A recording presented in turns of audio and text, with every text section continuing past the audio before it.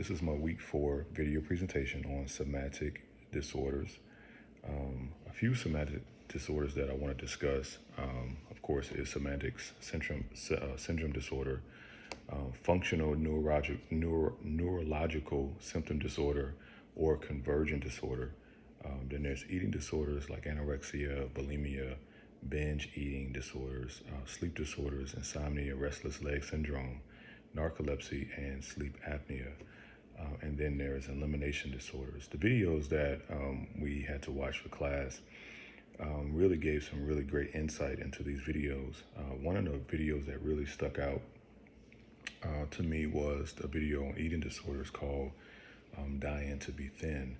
And in the video, it highlighted the change in society of how men are now increasingly becoming having struggles with eating disorders, and it even reflected that there's this stigma of healthcare professionals not taking people who struggle with eating disorders, their concerns seriously, and even more so when dealing with men and heterosexual men, especially.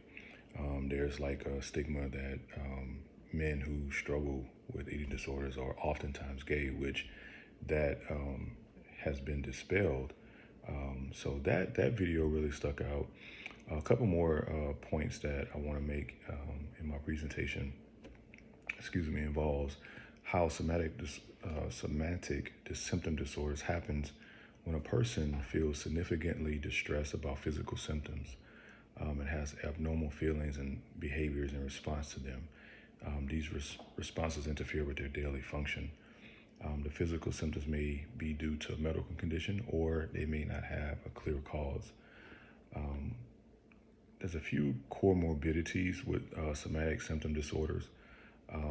The main ones in 50% of people who have the disorder is anxiety and depressive disorders.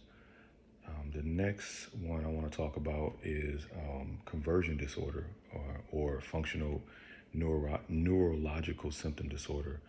This is a mental condition in which a person experiences blindness, paralysis, or other nervous system symptoms that cannot be explained by illness or injury. They even have motor symptoms include weakness or paralysis, abnormal movements such as tremors and jerking, gait abnormalities, meaning they walk different than they normally would walk. Sensory symptoms include altered, reduced, or absent skin sensation, vision or hearing, episodes of apparent unresponsiveness with or without limb movements, and even epileptic seizures. They could resemble epileptic seizures. And again, there's no medical diagnosis for these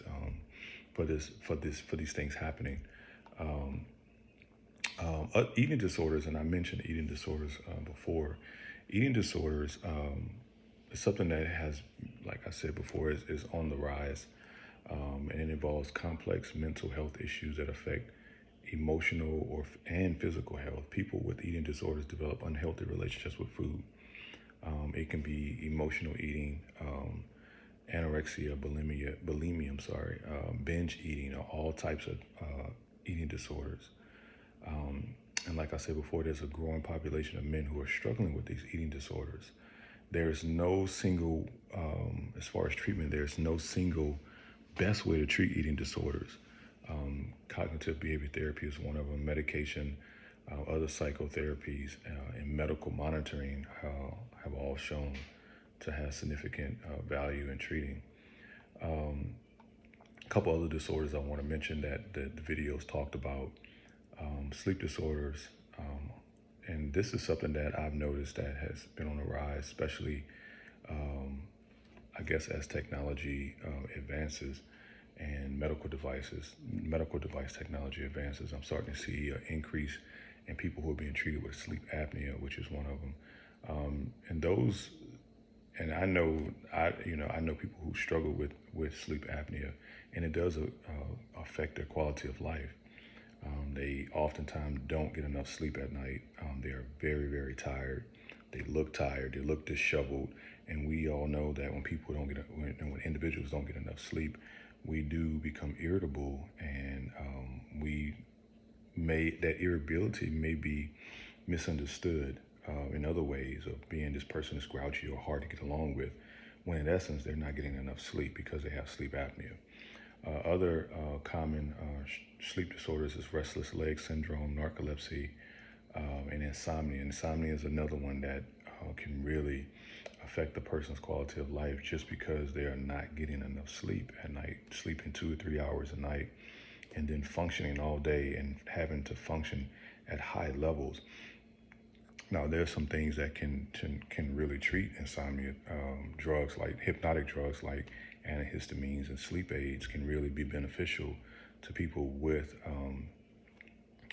sleep disorders, and also treating people with cognitive behavior therapy for insomniacs is another one. Elimination disorders is something that I didn't realize was a disorder until I watched the videos. And that happens when children that urinate or defecate in places other than the toilet.